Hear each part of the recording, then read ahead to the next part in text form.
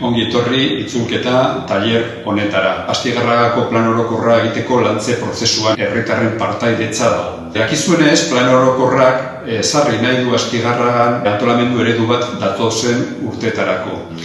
Horretarako, hainbat alternatiba landu ziren, hemen dakazue, eta alternatiba guztien artean partaidetzak edo herritarren partaidetzak hautatu zuen C eta D alternatibak egokienak izango balira bezala. Bien artean osatu egin dugu CD alternatiba, hau da, eta alternatiba hori izan da plan orokorraren lanak aurrera jarraitzeko oinarri gisa erabili duguna. Labur esan da, landu dituzuen alternatibak 5 izan dira. A alternatibak ezertzo ere ez egitea esan nahi du.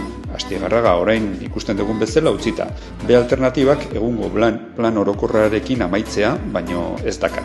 Eta beste hirurek, C, D eta E, Astigarragan hirigintza eraldaketa bat proposatzen dituzte. C aukerak hazkunde bat suposatzen du. Mendiahundiko hegoaldeko lurzoruak eta Galtzaur errekaren ondoko terrenoak okupatzen ditu. D aukerak ez ditu okupatzen lurzoru berririk. Bide bitarten, hirigintza eraldaketa bat proposatzen ditu. Nahazten ditu erabilerak, egungo jarduketa ekonomikoak eta bizitegikoak, ekipamendukoak eta abar. E aukerak Santiago Mendiko iparraldeko hegala okupatzea aurreikusten du. Santiago Mendi auzoa eta Astigarragako hirigune artean, hain zuzen Astigarraga alde horretan garatuz. Orain azalduko dudan alternatiba zuek tailerretan aukeratutakoa da. Alde batetik, erabilera anitzak uztartu nahi ditu bide bitarten. Fontanillotik Txingurrira eta Murgia parketik etorkizuneko Urumearen bestealdeko trenbidearen geltokiarekin lotzera eta bestealdetik batez ere Portutxo inguruko lurzoruak hainbat mailetan okupatzera bideratutako hazkundearekin eta aurreko planeamenduko Mendiahundi Anibar sektorearen okupazioa murriztuz. Antolamenduak Zarkumendegiko industria hazkundeari eusten dio eta beste batzu txikiagoak proposatzen ditu Barburun eta Oialumen.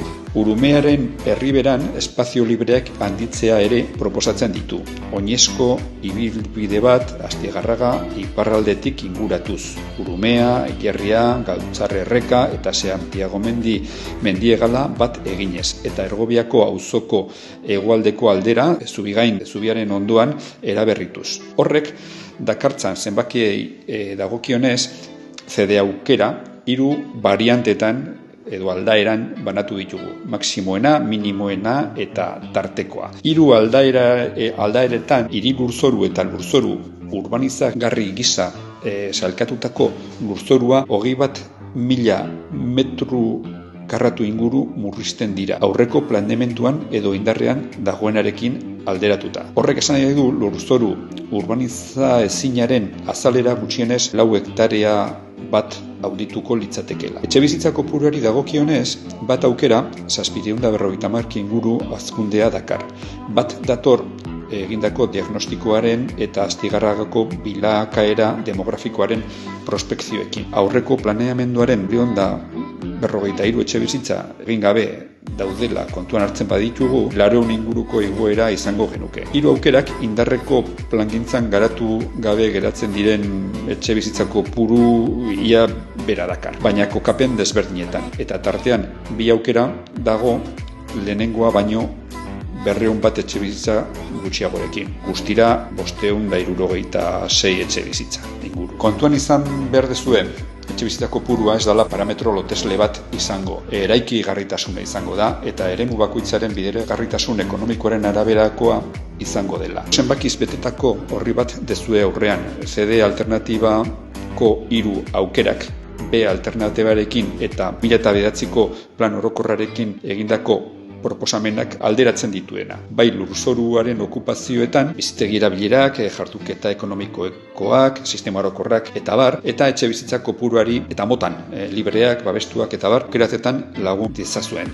Tira, hori da dena, espero dugu aukeratutako alternatibarekin asmatzea eta batez ere zuen gustokoa izatea. Ongi izan.